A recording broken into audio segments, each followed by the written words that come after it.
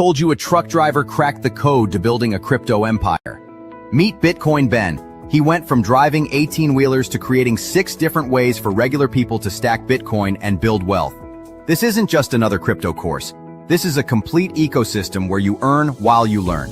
First up, the confidential bulk purchase program. Get Bitcoin at wholesale prices through group buying power.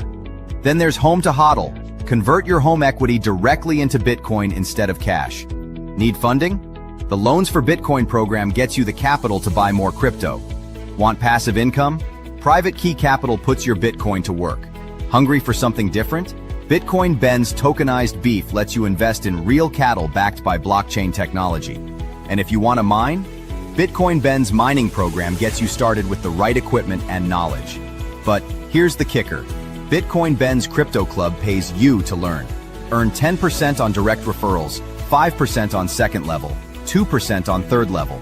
This might be the only membership where you make more than you pay. Ben went from 10 years behind the wheel to becoming the world's most unlikely crypto expert. Now he's sharing everything through live training, community events, and proven systems that work. Ready to stop watching from the sidelines? Join Bitcoin Ben's Crypto Club today and start stacking sats while building your financial future. Your truck driving days are over. Your crypto empire starts now. Good morning, everybody. It's your favorite truck driver, ex-truck driver in the whole wide world, it's Bitcoin Ben, here this morning with a very, very wonderful guest, Anthony St. Pierre. What a great name. That sounds like royalty almost, like St. Pierre. How are you, my friend? I'm good. I'm good, Ben. Thank you for having me. I appreciate it. No problem. The reason I wanted to have you on is we align very well on a lot of what we see issues here in America and really around the world. And I wanted you to actually come on and explain exactly who you are, how you originally came in and joined Turning Point USA, and what you guys actually do and what are your goals. So I'm just number one, who are you? Yeah, so I'm the upstate field rep for Turning Point USA. I cover the college program.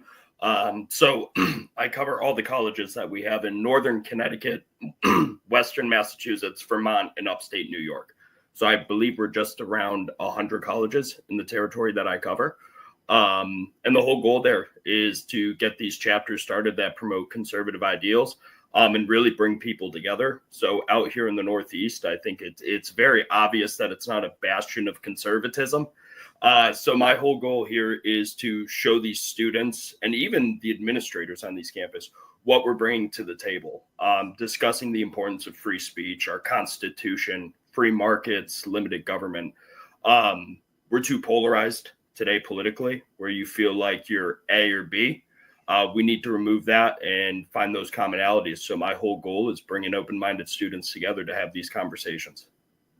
I love that. And I really agree with your view of, hey, we're all human. We all have wants and we all have what we really value. And I think a lot of the youth on the left share our views. It's just they have actually been taught to rely on emotion so much. And a lot of what I've heard is when you really, really talk with them, it isn't their real emotion. It's a shared emotion that they have to, I don't really believe it, but I think that changing a woman from a man and a man to a woman is real, and that we should help them do that. And But when you get them alone, and I've had this happen, where I've asked a few very basic questions, and then they go, yeah, but I don't want them to feel bad. And it's like, well, you aren't helping them when you're saying, yes, you are a woman when you're really a man. I've actually said on the show, when I was younger, I would walk around. I had a cape. I thought I was Superman. I'd hop from my couch over to the chair, but my mom never said, why don't you climb up to the roof and jump off, because you really are Superman and you'll fly.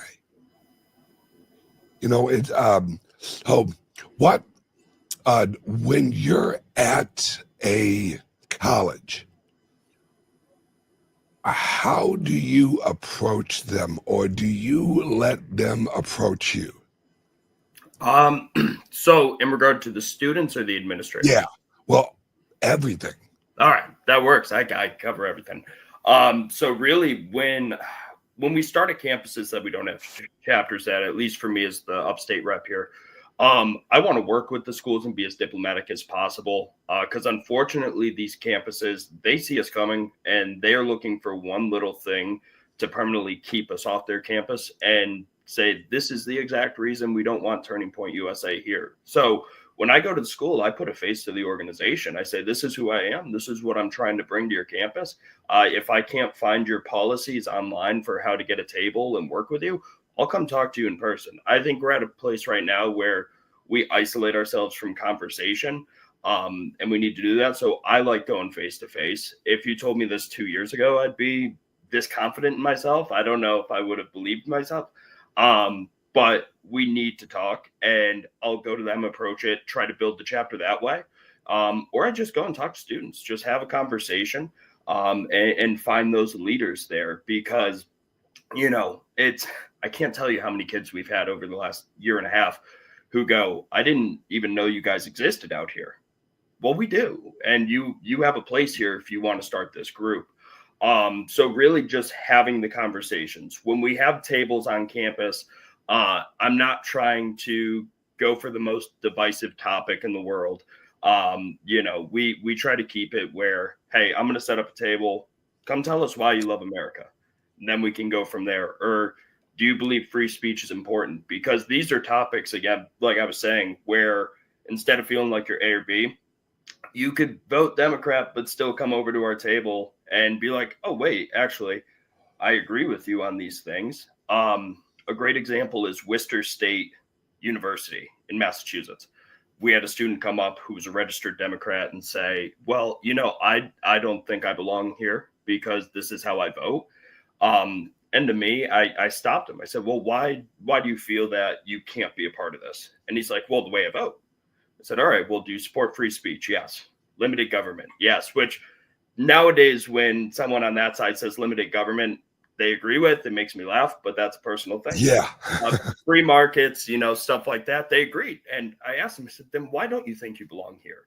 I think that's a problem we have in New England now is, it's so one-sided that these kids growing up, they just assume that, well, I'm liberal.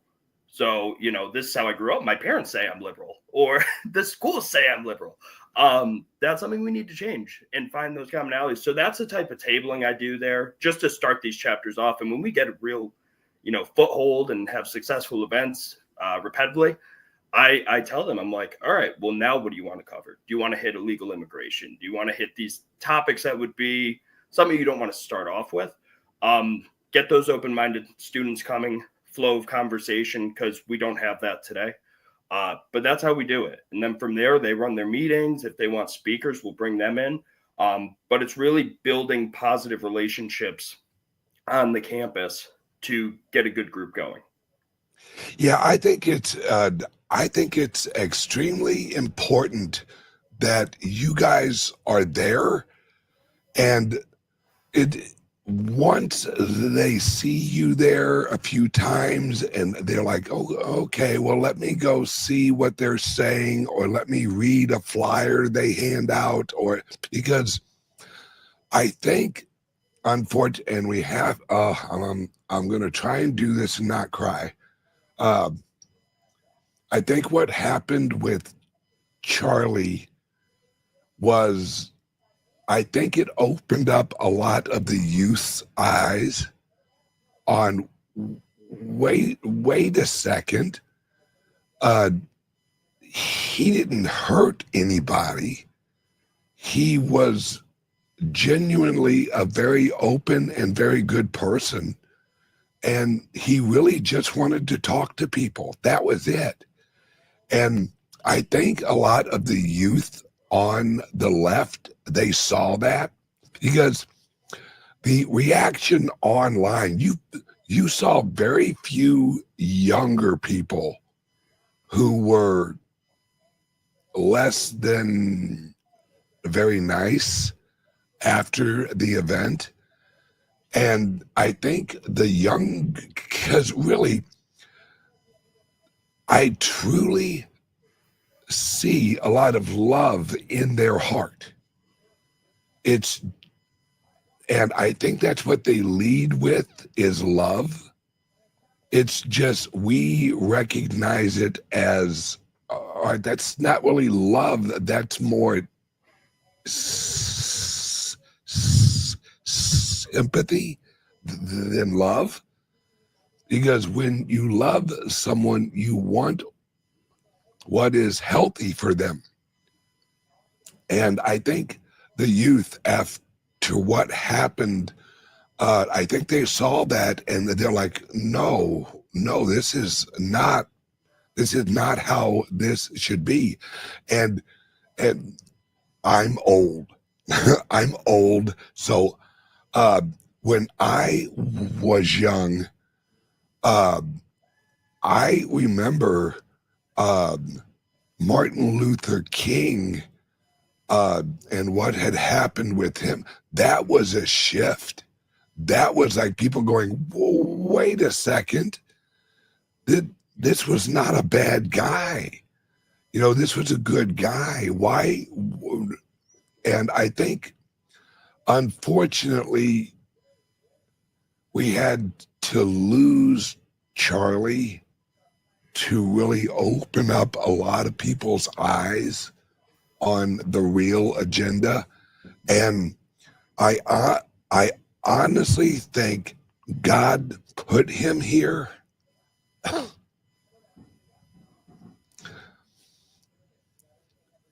so he could lead this. And then he took him to really shift the whole world, because it did. It shifted the whole world. And I'm not saying Charlie was Jesus, but what I am saying is that event shook the earth. And I think for many, many years, we're going to look back at him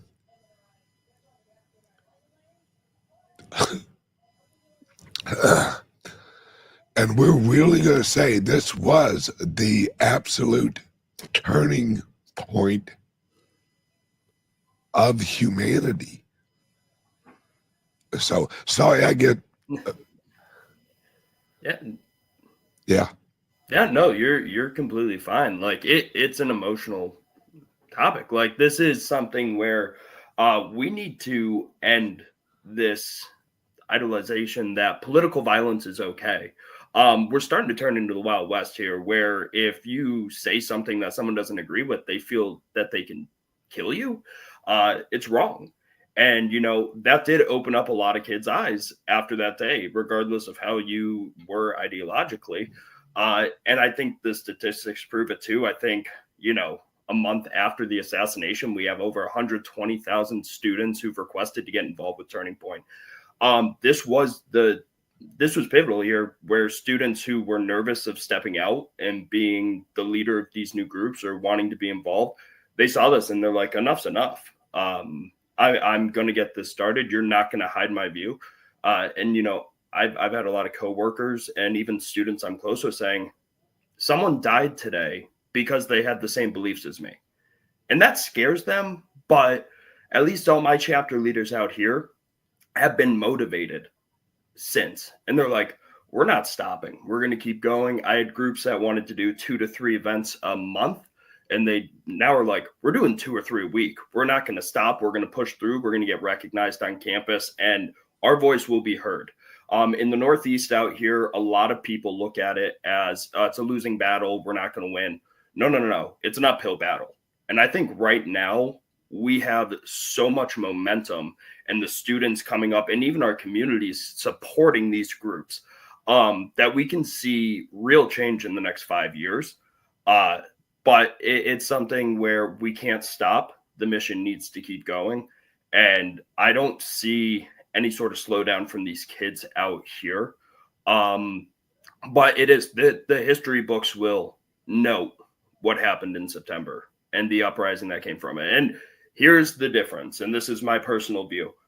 After Charlie was assassinated, was any city burned down? Were there any riots that happened? No. What happened is people came together and prayed. We're seeing revival in this country. And Amen. I'm very grateful to have been at the memorial that was held in Arizona. A beautiful event. And sometimes when you go to these rallies where there's a lot of politicians talking, you think it's going to turn into, okay, the administration is going to just talk about themselves. It wasn't that at all. I think that's the first event in my lifetime, at least, where I've seen almost an entire cabinet discuss their faith. And, I think Charlie wants to see more people embracing that. He was a disciple. What his mission was he growing with God and bringing that faith to everyone he saw. And I very grateful to have gotten the chance to meet him and see him in action. The guy's one of one. But what he did here will not disappear. I said it, the day of, I said, this is insanity. They took one Charlie Kirk and they just created a million more. So this is just the beginning. Yeah, I think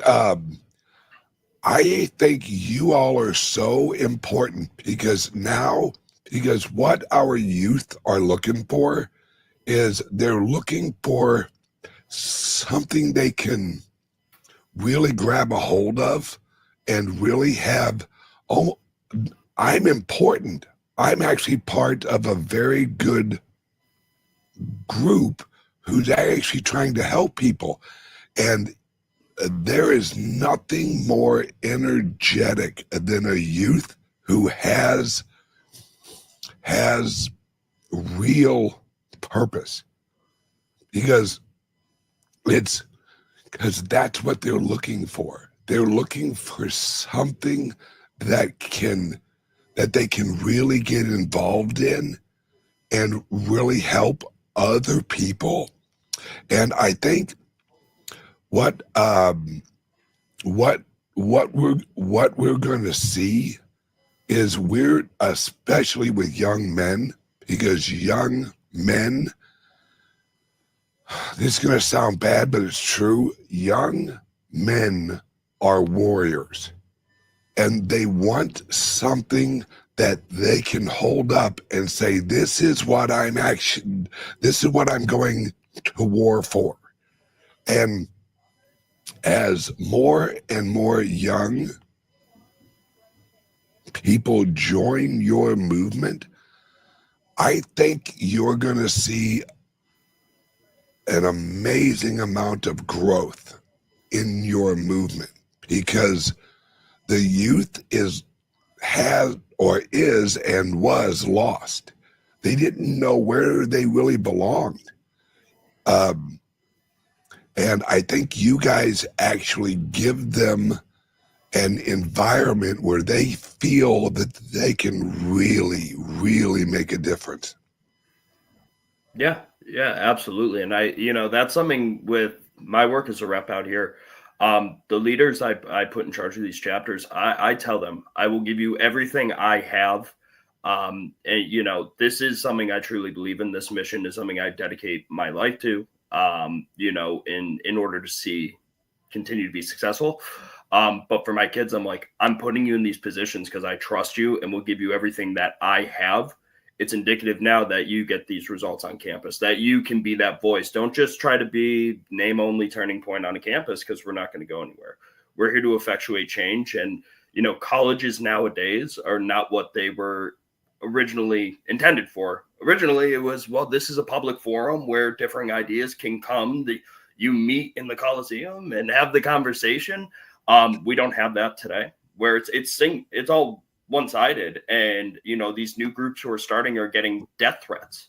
How is that okay on a college campus? That's something where we should be discussing that openly and finding that common ground, but we're not.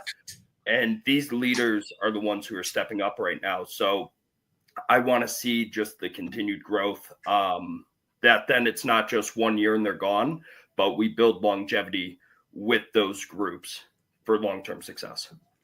Absolutely. I think you all are so important because it's reached a point where our universities are no longer a social plus. They're actually a negative on the society as a whole, because when once again, when I was young, I only went to college for a month, because I went there and as they explained it, what you're going to be doing, none of it made any sense. I'm like, well, hang on a second. Why do I have to have this class that has nothing to do with what? And even when God, this was back in like 1992. Even back then, it's like, well, you need these social classes, and I'm like, well, that doesn't make any sense, you know. And I think, especially nowadays, you have so many required classes that are just brainwashing. That's it. We're going to teach you how you should be liberal in your life. And it isn't an education, and we've all heard this. It's the indoctrination of our youth into this communistic, socialistic environment that is really, and I'm just going, it's anti-human. It's an anti-human movement. And I absolutely 100% believe this is evil, and this originates at an evil or from an evil agenda led at a high level from world elites. Yeah, and you know, to touch on that, in my personal view, not one of Turning Point here, but I do believe public education has turned into something where it's 18 years of controlled thought, and this is how you are going to see the world and experience it. Especially out here in New England, I think there's a certain standard that they try to focus on to distill that information in children. And then if after those 18 years you want to go to college, well, here's another, 4 to 6, depending if you're getting a graduate degree, with a predominantly liberal group. So there's a really good book that I read. Pete Hegseth wrote this before he left Fox. It was Battle for the American Mind. 100% recommend your viewers, if you haven't read it, read it. It discusses the public education system from its inception up. But But yeah, I think it's sad if that was the intention, to create this, one-sided institution that takes your kids and controls how they view the world and how they think and they change their beliefs. I think that's wrong. But again, for us at Turning Point USA, at least for me as a rep, if the schools, the colleges themselves aren't willing to, facilitate this open dialogue and be what we were talking about before, that original intent of open forum, will be the group that creates the open forum. And I've seen a lot of success with that at, schools throughout New England. Yeah, I think, excuse me. I think we're going to see the rise of alternative universities, because I don't think the universities are going to go down without an absolute they're going to go down with the education ship because they've had this prestige for so long that I think what you all are actually doing is amazing, and I think you'll have huge success with the youth. I just don't know if the leadership of the universities are gonna change the how they run it, which means it's a great opportunity for other universities or colleges to actually be launched, because the youth will look for what they agree with. And I think especially like Harvard and Princeton, they don't have the educational clout they used to, because they've lowered, hey, we aren't going to look at any of your tests. We're if you are not white, we'll accept you. And I think they've lowered themselves at a point where if you graduate from Harvard or Yale or wherever, you aren't as educationally elite as they used to be, because they're no longer worried about education more than they are social engineering. What are your thoughts on that? Yeah, so I would say you're kind of seeing the impact of that right now, and Charlie would talk about it too, even the books he wrote and on the podcast. Look at where a college degree gets you nowadays. It really doesn't get you much compared to if you do a trade job or, it's always fun being on campus with students being like, well, Charlie says it's a scam. What did you think? I'm like, well, I guess I fell for the scam because I got a graduate and an undergraduate degree. There are certain degrees and professions that, you do need the educational component. But that social aspect, I think, is somewhat forced, in my opinion. For me, when I went to college, I could have been done in 2 years with an undergrad degree, but they basically give you 2 years more of just classes you don't need.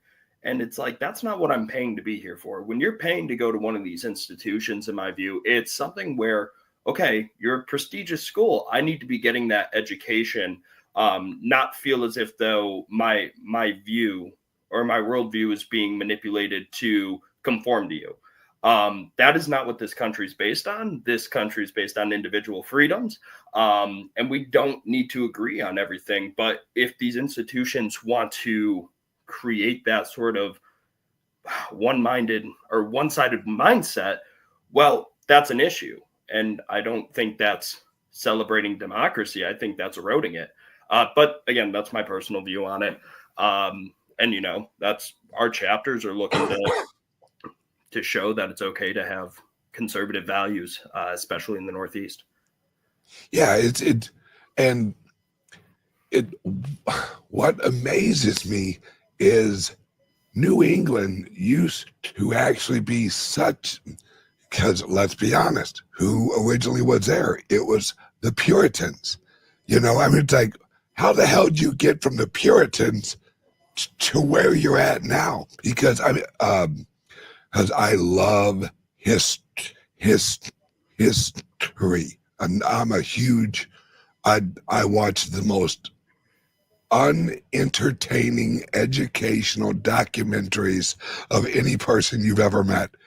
It because we went from such a place of honor and work hard and help your town, help your community, help your county. We've shifted from of raising our children to serve other people to it's all about me society. And that's completely toxic. You know, if you live your life only worried about yourself, you're going to have a very shallow and very lonely life. And all right, I'll rant for hours. Next question is where do you see you guys and America in 4 or 5 years? Do you see it actually getting better, or do you think we got a few years of hold on, folks, it's going to get wild? All right. Well, that is a big question. Well, for Turning Point USA, I think we're only going up from here.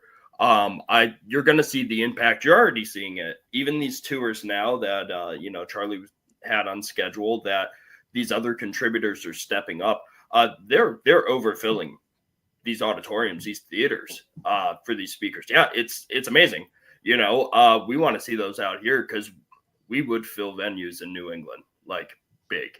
But it's not stopping. These kids are more motivated than ever. They want to keep going. So I think in the next 4 to 5 years, Turning Point is going to just keep excelling.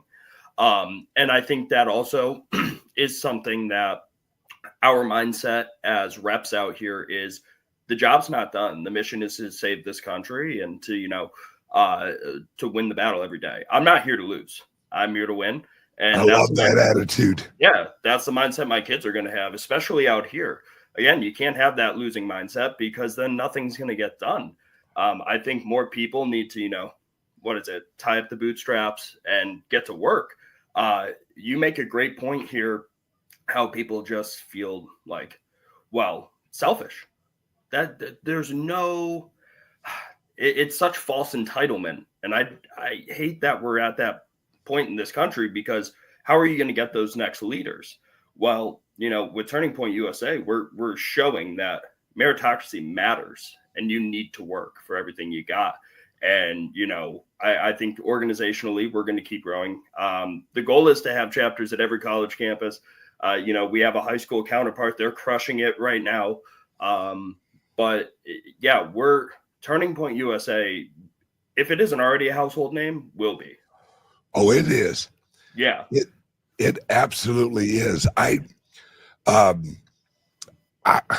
think you guys have really, exactly like you said, you guys are going to grow, because I think wherever you're at, and this is going to sound weird, wherever you're at, you guys hand out red, white, and blue pills. It's, hey, we're all Americans. What can we help to improve America? Because we have a lot of the exact shared views of a lot of, shall we call them left, people. We have shared views. I think they just don't realize that you can't have a great country if you don't have really good people. Yeah. And I think good originates at God. So I think that we need to show people teachings of Jesus and just I've always said this, don't judge Christianity on me. All right. Judge it on Jesus, because all of us are flawed. And I think once we show them the actual teachings of Christ and say, look at the things written in red. That's what we have, an outline for a good life. We just need to try and apply it. And that's the hard part. Right. Right. And, I wouldn't be in the position I am today without God. And, I thank my wife for that big time, because she's the one who got me back into my faith full tilt. The only reason I have this job is through faith and, God leading me here. But I think if you ever meet someone who says, I'm the perfect person, I'm going to question that. Look, we're all sinners. We got to be better each and every day, but that's where we have that guidance to, if you need to fall back, you fall back into the hands of God, and you learn and grow from that. So I love how you said it. Don't judge me on being the perfect Christian. Like, Jesus did it. Read the red. Like, that is awesome. And with a lot of my chapters out here, some aren't fully embraced in their faith, and that's completely fine. But my groups who do want to focus on a religious aspect, we do that. And I could tell you right now, some of the experiences that we've had on campus, it's beautiful. UMass Amherst, a great example here.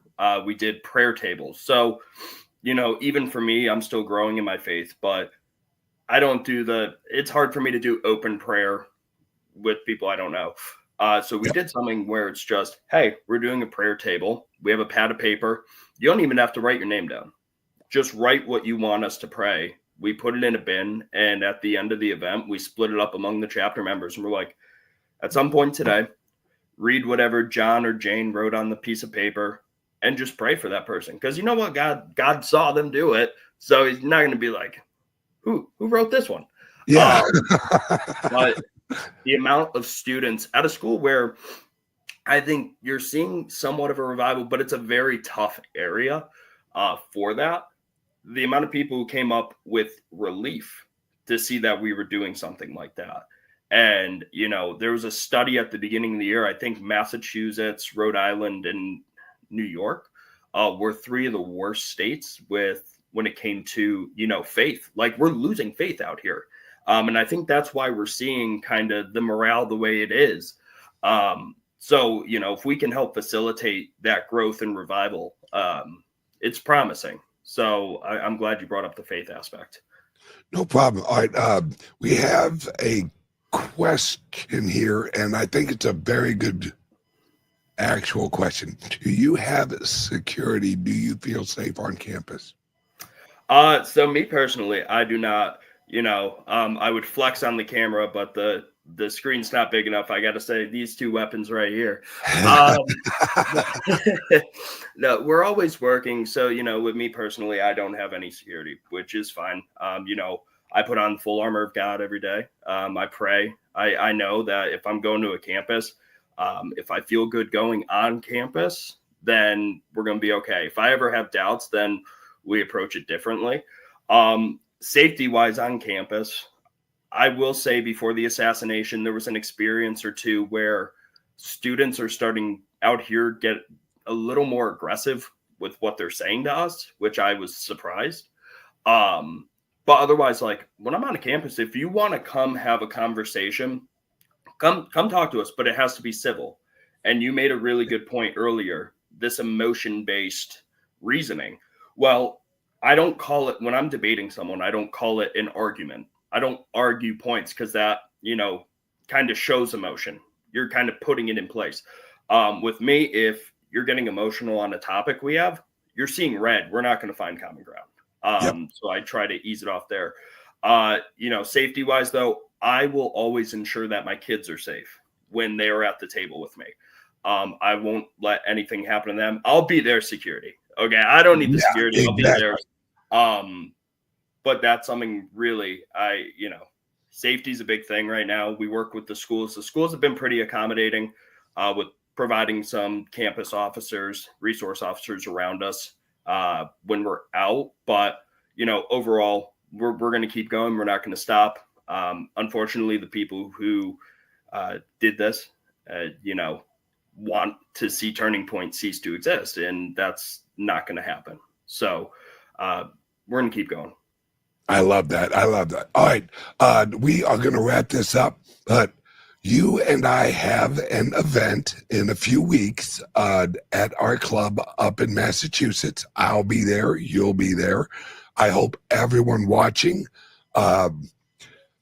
will actually show up, because we really need to unite and lead with love. It's very important that we, and God, I hate to say this, but we take the opportunity that we have been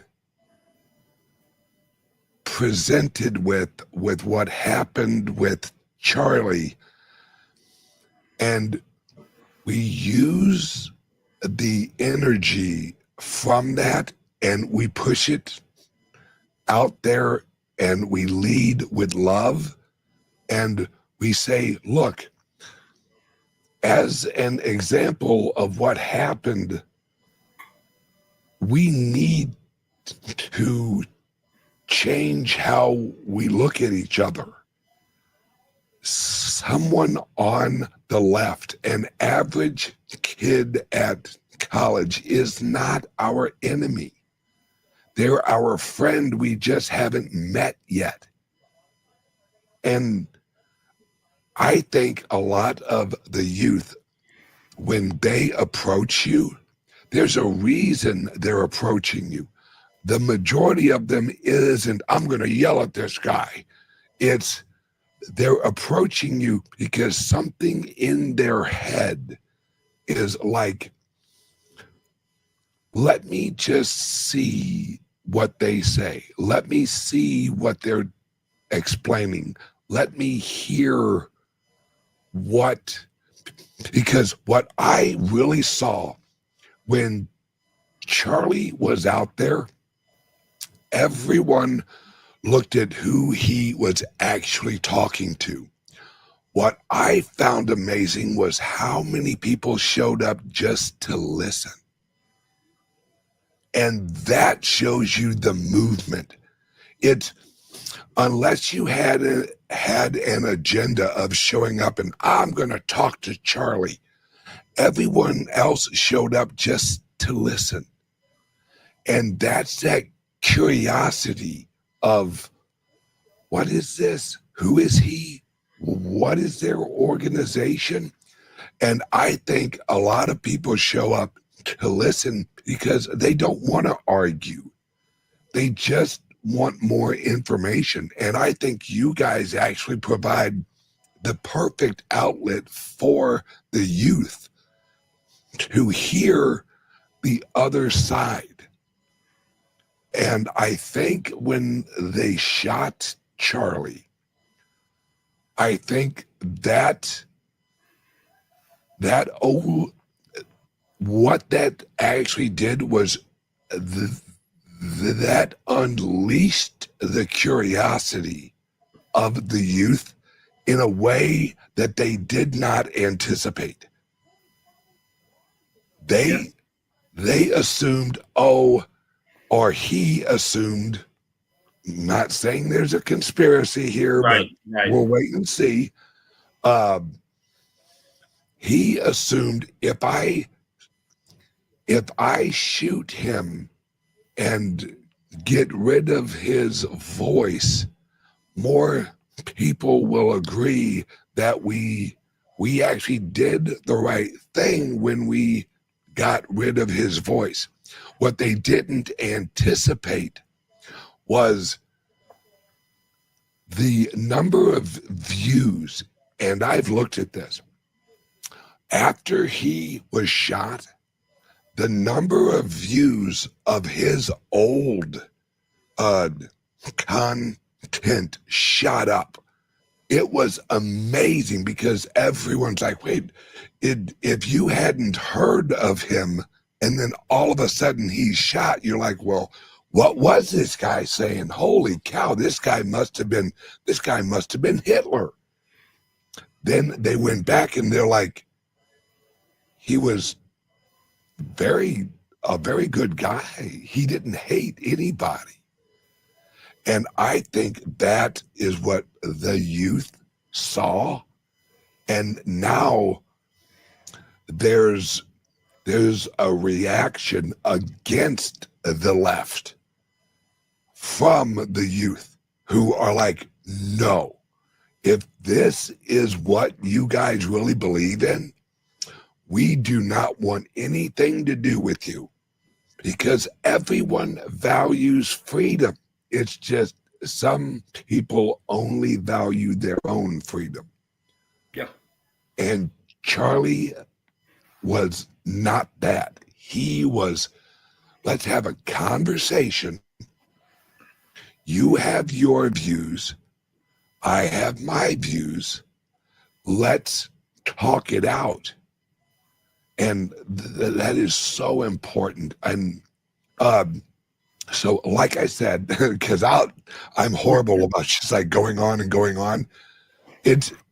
I cannot wait to shake your hand, because I think when I shake your hand, I will be shaking the hand of someone who changed America.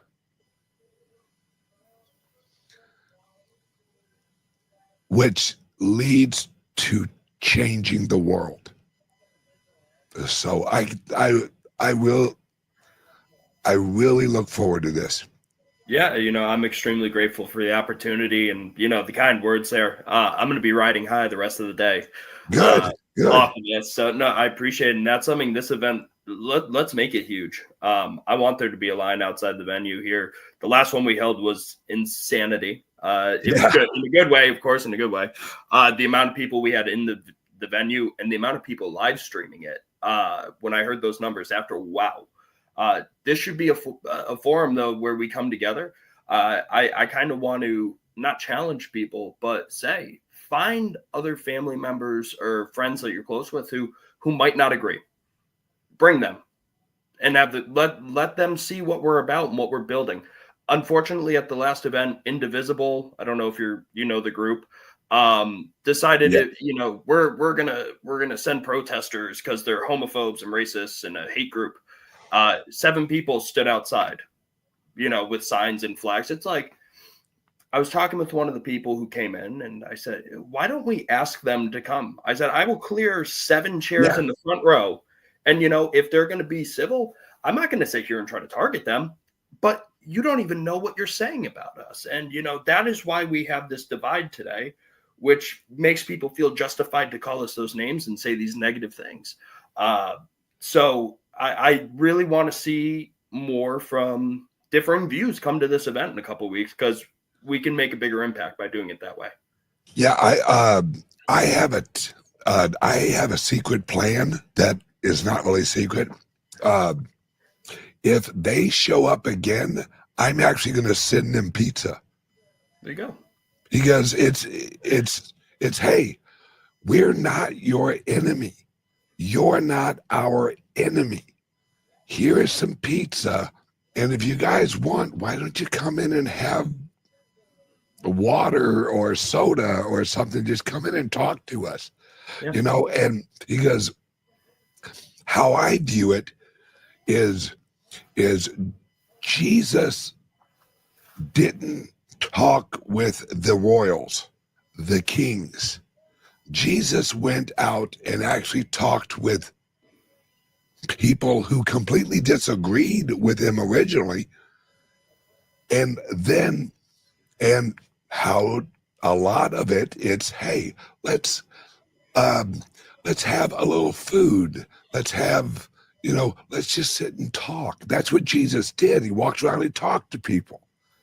And if they show up and they actually protest, I'm actually just going to send them pizza and go, hey, you guys are welcome in here, and you're welcome in with no judgment on who you are as an actual person. And and I hope they actually come in, because I think as soon as they walk in, because I hug everybody. Walk in, hug you. Hey, how are you, brother? Or how are you, sister? Come on in. Would you like something to drink? It's this is how we change people's hearts, is we show them our hearts. Yeah. And I hope we have a lot of protesters, because I have no problem sending them a lot of pizza. Yeah. That's you're showing a lot of grace there. It's love your neighbor. That's the only way that humans grow. You have to love the person that you should hate, because hate only leads to more hate. Someone has to reach out to the other side and say, I'm not your enemy. Yeah. Because that's, in order to heal, we have to look at the wound and then work together in order to heal each other. Because I am a flawed human. I am absolutely flawed. And so are they. Let's heal each other. Yeah. Oh, I 100% agree. This is going to be a good event. I can tell just from this conversation here, the one in a couple of weeks is going to be phenomenal. Yes, I hope everyone watching this plans a trip, because it's you're gonna want to be there, because watching it online is neat, but living it, actually shaking my hand, shaking your hand, hearing everyone hug and talk and testify is really what changes everything. And I'm so looking forward to it. Yeah, it's going to be amazing. I'm ready. All right, Anthony, you have a very busy day. I know I have a very busy day. You have a wonderful day, and I will see you in a few weeks, my friend. Awesome. Thank you so much. I appreciate it. No problem, buddy. Have a great day. You too. Bye. All right, bye-bye. What if I told you a truck driver cracked the code to building a crypto empire? Meet Bitcoin Ben. He went from driving 18-wheelers to creating 6 different ways for regular people to stack Bitcoin and build wealth. This isn't just another crypto course. This is a complete ecosystem where you earn while you learn. First up, the confidential bulk purchase program. Get Bitcoin at wholesale prices through group buying power. Then there's Home to HODL. Convert your home equity directly into Bitcoin instead of cash. Need funding? The Loans for Bitcoin program gets you the capital to buy more crypto. Want passive income? Private Key Capital puts your Bitcoin to work. Hungry for something different? Bitcoin Ben's tokenized beef lets you invest in real cattle backed by blockchain technology. And if you want to mine? Bitcoin Ben's mining program gets you started with the right equipment and knowledge. But here's the kicker. Bitcoin Ben's Crypto Club pays you to learn. Earn 10% on direct referrals, 5% on second level, 2% on third level. This might be the only membership where you make more than you pay. Ben went from 10 years behind the wheel to becoming the world's most unlikely crypto expert. Now he's sharing everything through live training, community events, and proven systems that work. Ready to stop watching from the sidelines? Join Bitcoin Ben's Crypto Club today and start stacking sats while building your financial future. Your truck driving days are over. Your crypto empire starts now.